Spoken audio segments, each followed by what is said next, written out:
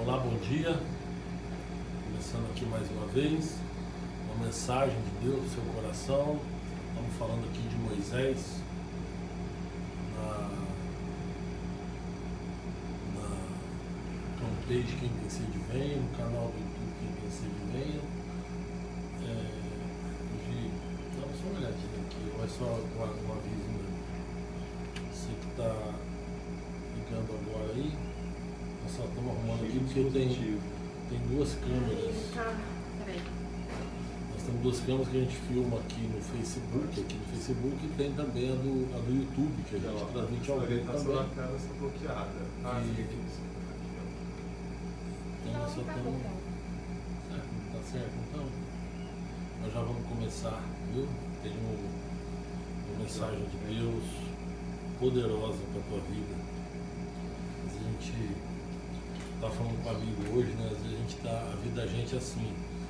Eu falo dos terremotos emocionais, né? Uma vez, acho que Augusto Cury escreveu sobre isso. A vida da gente tá tudo normal, tá indo corriqueiramente, rotineiramente, e de repente acontece algo, né? Então às vezes não sei se a tua vida tá assim, não sei se aconteceu alguma coisa que você possa ter passado. Eu costumo usar exemplos, eu gosto muito de dar exemplos, né? E um dos exemplos que eu quero usar é o seguinte: por exemplo, no Japão, Taiwan, nesses lugares onde existe a probabilidade grande de terremoto, no Chile, né? O que eles fazem? Todas as construções já são preparadas para suportar o terremoto. Então, toda vez que tem um terremoto lá, as construções já são feitas de uma forma que não abala tanto. Então tem estragos, tem problemas, mas não tanto, porque já estão preparados, já estão esperando aquilo ali. Aqui no Brasil, se houver um terremoto, o prejuízo vai ser muito grande, muita construção caindo, destruindo, né? Muita gente morre, por quê? Porque nós não estamos preparados, nós não estamos acostumados com terremotos. E então o terremoto, se vier, ele vai nos pegar de surpresa. E a nossa mente, ela é assim, né? As nossas emoções, a nossa vida está seguindo rotineiramente e de repente algo abala emocionalmente. E aí tem um terremoto emocional, e esse terremoto emocional às vezes causa muito estrago. Falei isso enquanto a gente aguardava aqui, mas hoje eu estava falando isso com um amigo, né? Às vezes você pode estar tranquilo aí, de repente você foi abalado aí por um terremoto emocional, mas que Deus possa te abençoar, tá bom? Nós vamos seguir com a mensagem sobre Moisés, heróis da fé. Nós estamos falando de Moisés. Moisés é longo mesmo, porque ele é um homem que teve muita intimidade com Deus, né? E o Pentateuco aqui, praticamente todo, né? Os 5 primeiros livros da Bíblia, praticamente todos falam dele. Então, a gente tem assim muita coisa para falar de Moisés. Mas antes, hoje eu quero ler com vocês um trecho que está no Evangelho de Jesus Cristo segundo Lucas, lá no capítulo 24, no versículo 44. Finalzinho de Lucas, o último capítulo de Lucas 24, e eu quero ler com vocês. Tá bom? Mandar um abraço já para a Lúcia, para a Rosângela, para todos aí que estão me cumprimentando. Que Deus possa abençoar vocês. Tá bom? Olha, a Escritura diz em Lucas 24, 44: disse-lhes, são essas as palavras que vos disse, estando ainda convosco. Convinha que se cumprisse tudo o que de mim estava escrito na lei de Moisés e nos profetas e nos salmos. Então abriu-lhes o entendimento para compreenderem as Escrituras. E disse-lhes, assim está escrito, que assim convinha que o Cristo padecesse e ao terceiro dia ressuscitasse dos mortos. E em seu nome se pregasse o arrependimento e a remissão dos pecados em todas as nações, começando por Jerusalém. Dessas coisas sois vós testemunhas. Eis que sobre vós envio a promessa do meu Pai. Ficai, porém, na cidade de Jerusalém, até que do alto sejais revestidos de poder. Até aqui, desculpe. Olha só. Jesus, ele tinha ressuscitado já aqui. Jesus já havia sido crucificado, morto, ressuscitou. E aqui ele estava prestes a ascender aos céus, estava prestes a subir aos céus. E ele então parou para conversar com os seus discípulos.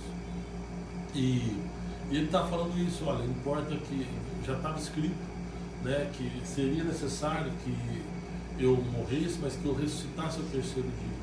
E que em meu nome vocês preguem o arrependimento, né, para a remissão dos pecados.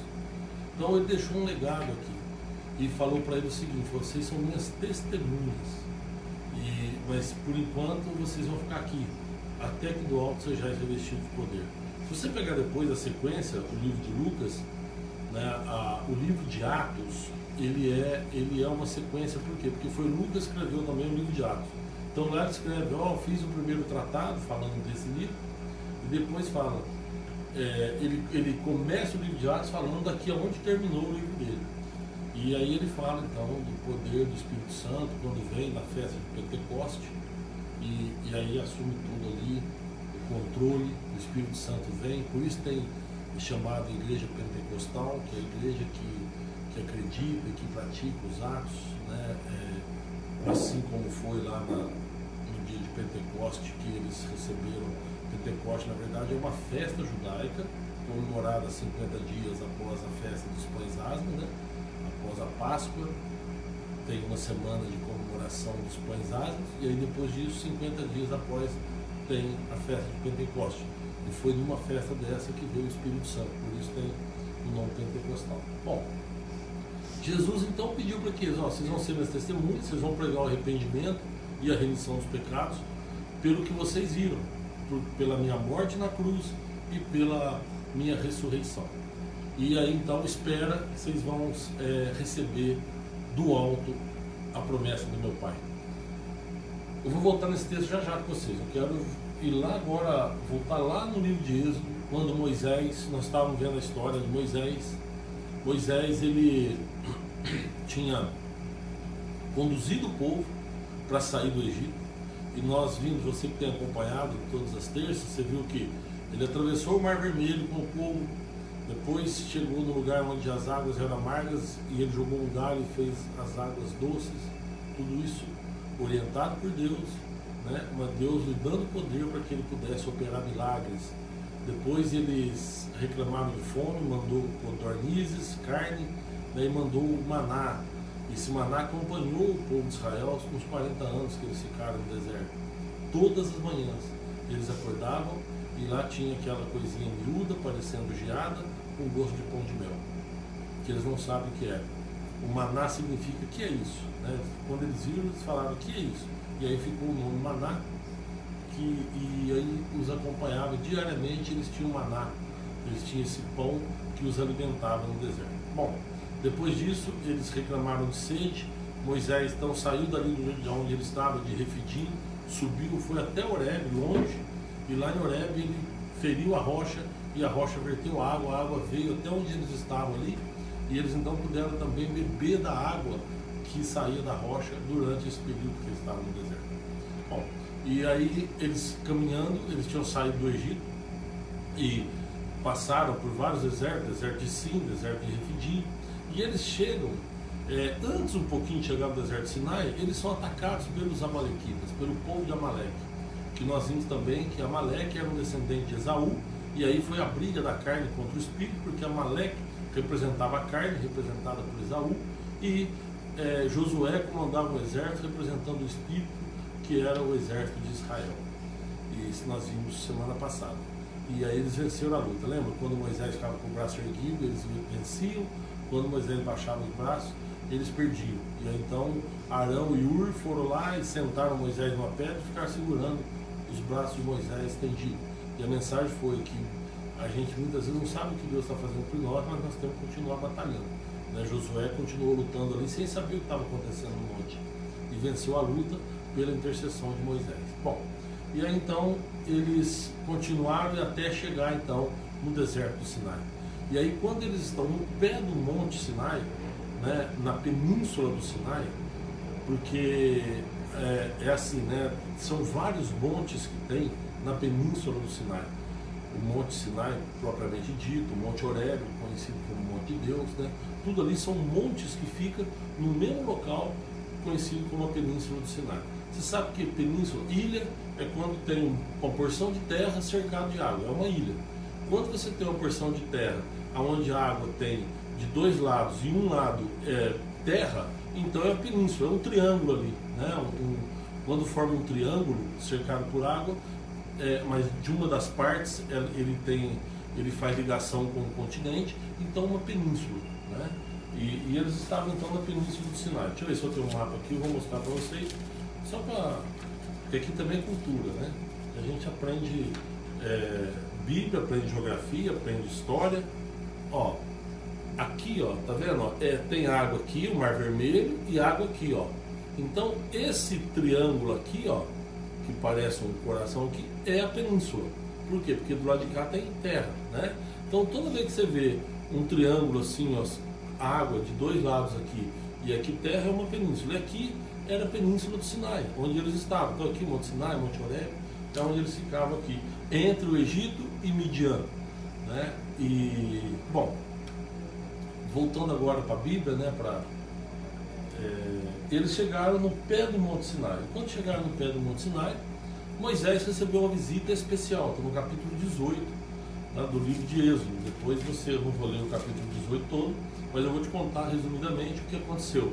Eles se acamparam no deserto do Sinai, e aí vem uma visita especial para Moisés. Quem que é? O sogro dele, Jetrô. Na verdade, Jetrô, é que a gente que fala português, a gente não consegue falar o J do jeito que fala o espanhol, né? Mas porque o J tem essa pronúncia aqui, nesse caso, mas é Jetrô. O sogro de Moisés, chamado Jetrô, trouxe para visitá-lo a sua esposa, Zípora, e seus dois filhos, Gerson e Eliezer. Por que isso? Quando Moisés sai lá de Midian e vai para o Egito, né, para resgatar o povo, no meio do caminho, a esposa dele lembra ele que tem que circuncidar os filhos, e aí depois dali ele manda a esposa de volta para ficar com o sogro, para que ele pudesse comandar essa grande peregrinação aí, tirando o povo de Israel da escravidão do Egito. E quando ele está aqui no Monte Sinai, o sogro dele, então, sabendo que ele estava acampado ali, traz a esposa e os filhos para visitá-lo. E ali fica um tempo, os dois se abraçaram, né, se felicitaram, enfim, ficaram muito felizes um com o outro, e o sogro de Moisés dormiu com ele naquela noite lá no acampamento dele, né? E na manhã seguinte, ele, quando acordou, viu um movimento. Então ele chegou, e o movimento é o seguinte: é Moisés sentado, né, numa cadeira, num banco, ou numa pedra, estava sentado, e o povo fazendo uma fila enorme em volta dele para falar com ele. E aí ficou de manhã até no finalzinho do dia, até no começo da noite, Moisés atendendo um a um. Quando terminou, o sogro de Moisés chegou e falou, fez duas perguntas para ele. Olha só, 18:14.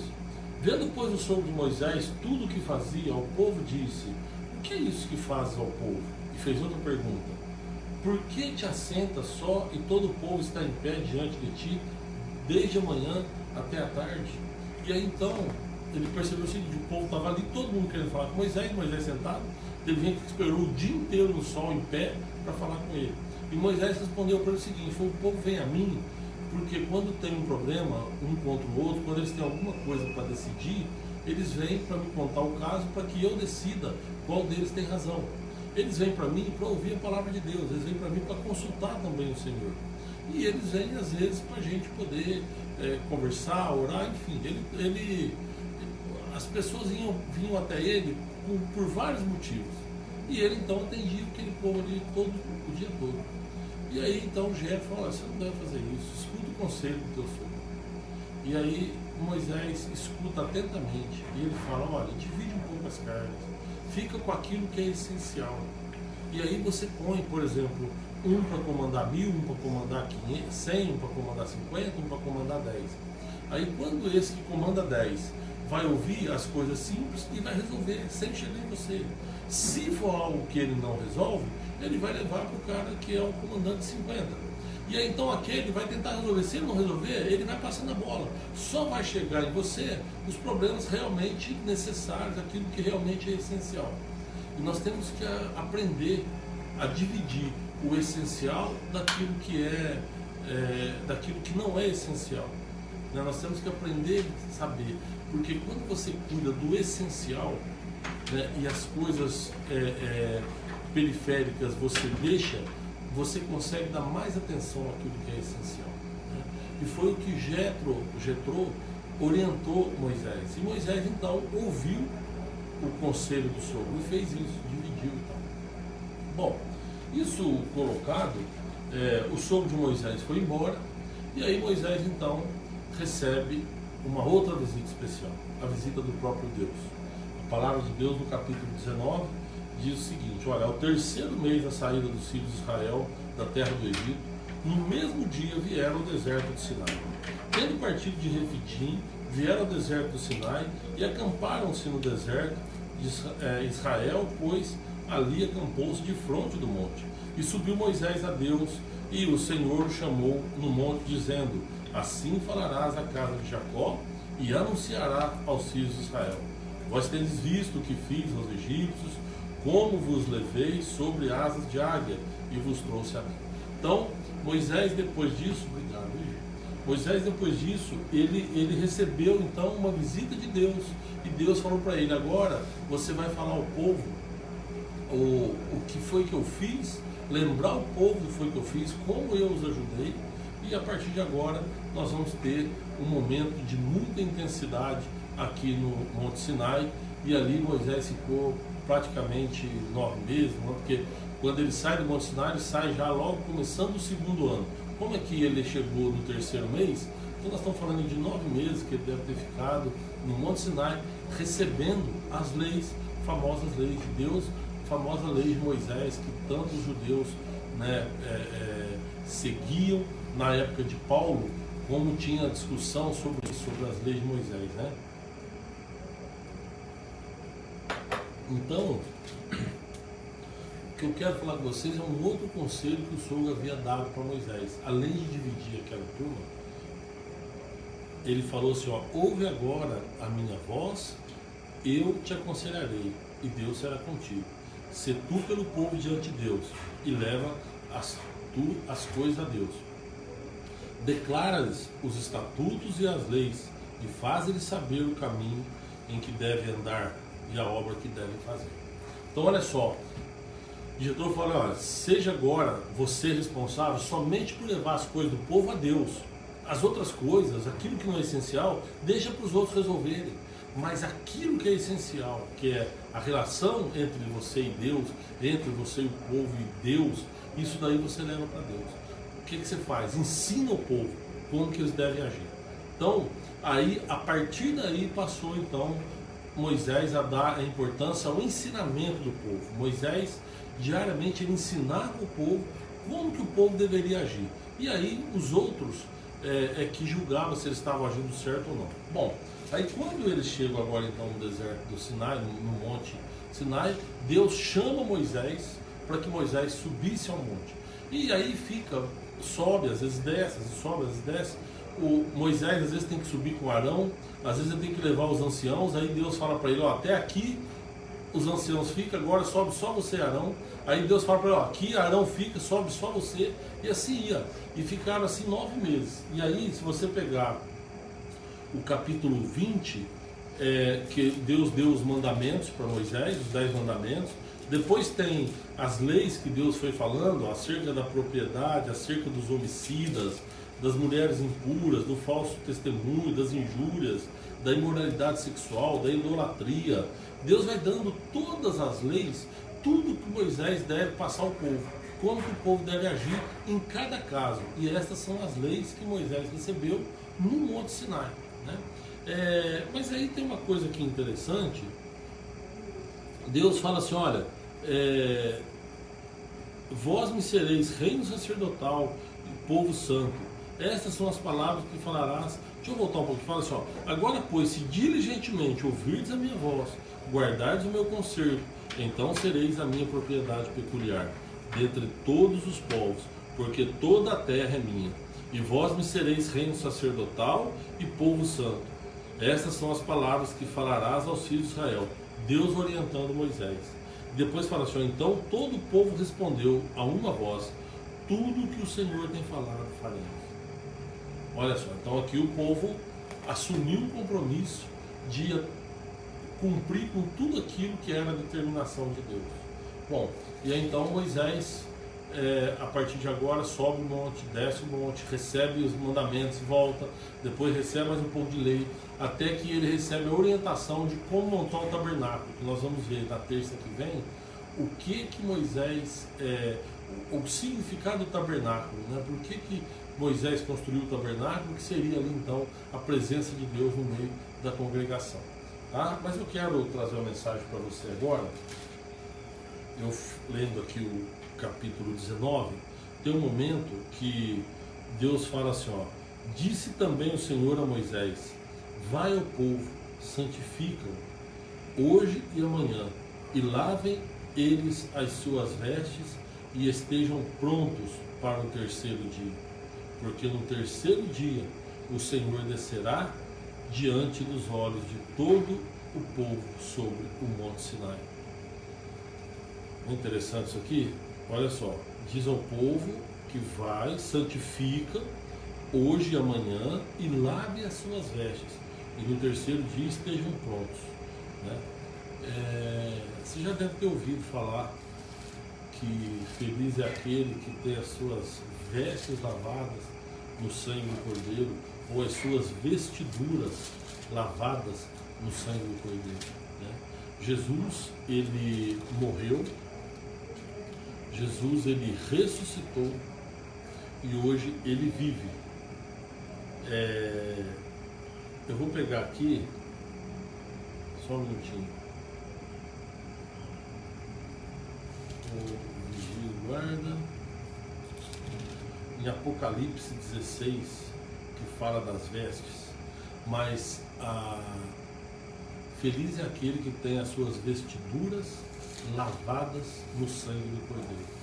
Nós temos que procurar lavar as nossas vestes no sangue do Cordeiro e depois a gente se preparar para receber então a bênção final, que é a vida eterna.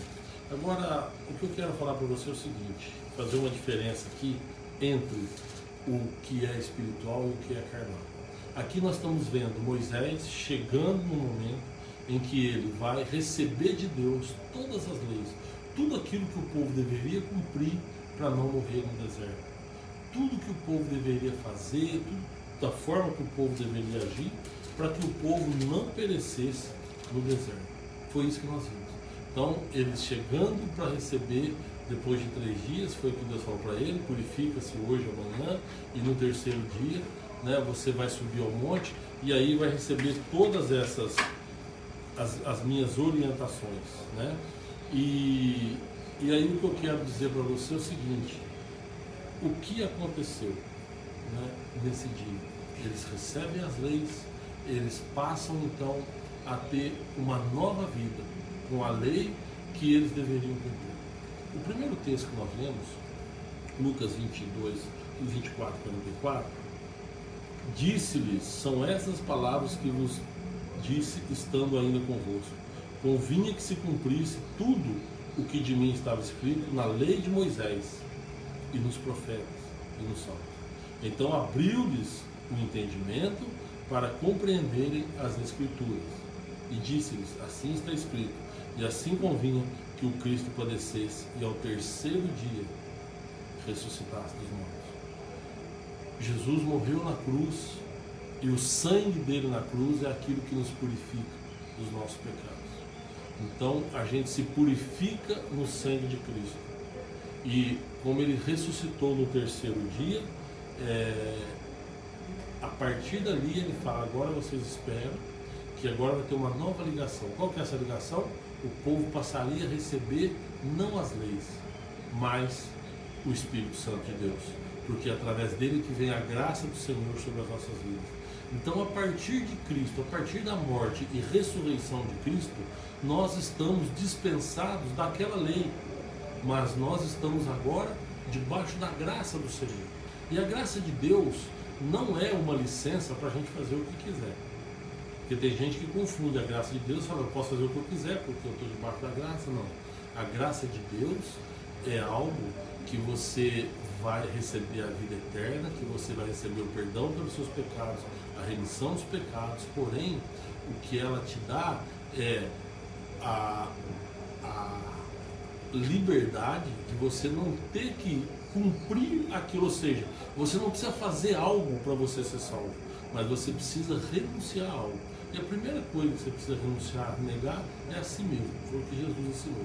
Então a graça de Deus, ela nos isenta da lei, mas ela nos dá uma outra orientação, para que a gente renuncie muitas coisas, ou seja, a gente tem liberdade agora, nós não temos que fazer algo para alcançar a eternidade, porém, nós temos que deixar de fazer algumas coisas, né? Então, a lei, o que a lei fala? A lei obriga as pessoas a fazer alguma coisa, né? Lá no Antigo Testamento, tudo que o povo devia fazer, os rituais que eles deviam fazer, o sacrifício que eles deviam fazer, para que eles pudessem ser salvos. Aqui não.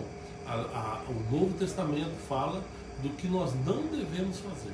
Então, ou seja, nós temos liberdade, nós não temos que fazer algo para alcançar a misericórdia, para alcançar a graça de Deus, porque ela já veio através do Espírito Santo, mas nós temos que renunciar a coisa. Agora, olha só, por isso nós temos o Antigo e o Novo Testamento na Bíblia. O primeiro concerto, o Antigo Testamento, que é o primeiro, foi através da lei. E o segundo foi através da graça de Deus. Então, quando você fala do Antigo Testamento, a gente está falando de uma coisa mais carnal. E quando você fala do Novo Testamento, de uma coisa mais espiritual. Então, no novo tratado agora, se nós estivermos com Deus, se nós permanecermos debaixo da graça dele, nós vamos alcançar a salvação. Então, assim como Deus colocou Moisés no pé do Monte Sinai, com o povo acampado, e aí subiu Moisés para receber as leis, então Jesus, ele também reuniu os discípulos e aí subiu para que pudesse enviar o Espírito Santo de Deus. Enquanto o povo recebeu a lei, nós recebemos a graça de Deus. Enquanto o povo da antiguidade estava recebendo as orientações do que tinham que fazer para alcançar a salvação, nós recebemos gratuitamente. A lei, a maioria das coisas da lei era por sacrifício. Se você pegar no Antigo Testamento, para perdão do pecado de uma pessoa, para purificação, para perdão do pecado do povo, tudo isso envolvia um sacrifício. Pegava um cordeiro, sacrificava fora do arraial, depois pegava, queimava esse cordeiro no holocausto, né, no altar do holocausto, que nós vamos ver semana passada no tabernáculo, e aí aquele ritual todo de sacrifício, de holocausto, é que era para perdão do povo. Jesus, ele veio e ele foi o próprio sacrifício. Ele se sacrificou no lugar de todos, e aí naquela época o sacrifício tinha que ser feito anualmente. Não podia, ou quando a pessoa cometia pecado, ela ia lá e oferecia ao sacerdote lá, pedia para o sacerdote oferecer o sacrifício, ou uma vez por ano o sumo sacerdote fazia um sacrifício único para o perdão de todo o povo. Que aí vem a expressão bode expiatório, que eles soltavam um bode no deserto, pegavam outro e sacrificava, né? Sacrificava o novilho, a ovelha, e para perdão de todo o povo. Jesus, ele veio para o perdão de todo o povo e ele se sacrificou no lugar nosso. Em vez da gente fazer todo esse ritual, ele se entregou e ele foi o sacrifício vivo para o perdão dos nossos pecados, para a remissão dos nossos pecados. Por isso, então, ele fala aqui em Lucas 24, né, que era necessário que eu morresse, que eu padecesse, mas que eu ressuscitasse no terceiro dia. E vocês agora são minhas testemunhas. Então vocês têm a obrigação de levar ao povo a necessidade do arrependimento para a remissão dos pecados. É isso que ele quis dizer aqui para os discípulos, e através dos discípulos essa mensagem chegou até nós hoje. E ela está chegando agora até você através de rede social. Coisa tremenda as coisas de Deus. Que Deus te abençoe, viu? Eu vou orar com você e depois eu vou só mandar um abraço para todo mundo e a gente encerra. Se você puder fechar os olhos. Senhor, eu quero te agradecer, Pai, por mais esse dia em nossas vidas, agradecer pela Tua graça e pela Tua misericórdia. Senhor, esteja conosco, abençoa as nossas vidas, Pai. Fortaleça os nossos irmãos, as nossas irmãs, que eles possam, ó Deus, ter o entendimento da Tua palavra, Pai. Senhor, e que eu peço para mim sabedoria, para que eu possa, todas as terças, levar aquilo que é a verdade do Senhor, que eu possa não desviar, Senhor, da Tua verdade. Eu peço misericórdia, Senhor, sobre a minha vida, para que eu possa falar do verdadeiro Evangelho, que é a cruz de Cristo. Eu te agradeço e peço bênção sobre cada irmão ou irmã que está nos assistindo aqui através desse vídeo. Em nome de Jesus. Amém. Amados, obrigado, viu? Todos vocês aí, ó, a Verinha, a Sandra Nascimento, a Giz, a Ana Clara, a Sônia, a Rose, a Eliana, Doninha Figueiredo, o Amaral, a Eliana Marinho, Valde Almeida, escreveu aqui bom dia, abençoado, obrigado, viu, para você também, Maria Helena, Eliane, Alejandro, deve ser, Margarete, Nenel, Gideão, olha que nome forte, Gideão Pinheiro, Marlene Martins, o Ayrton, o Alex, missionário, evangelista Alex, Josias, a Helena Samanda, todo o nome dela mandar também um abraço pro Lais, pro Leandro, pro Leonardo, pro Eric, Deus abençoe, viu? A Sandra Queiroz, quem mais? A Luciana, o Genildo, o Valdenir, a Elinéia, a Adriana, vou parar aqui, muita gente, tá bom? A Isilda Rê também está aqui, que foram as primeiras, eu estou vendo, passei aqui, ó, o Carlos, a Cileia, aqui está a Isilda Rê de novo, o Darley, a Elaine, mandar um abraço também lá pro Rogério, para a Margarete, pro Luiz, enfim, para todo mundo, tá? Que Deus abençoe Yolanda, a Camila, que Deus abençoe todos vocês, viu? E até terça-feira que vem, se Deus quiser, aqui na fanpage Quem Tem Sede de Vida.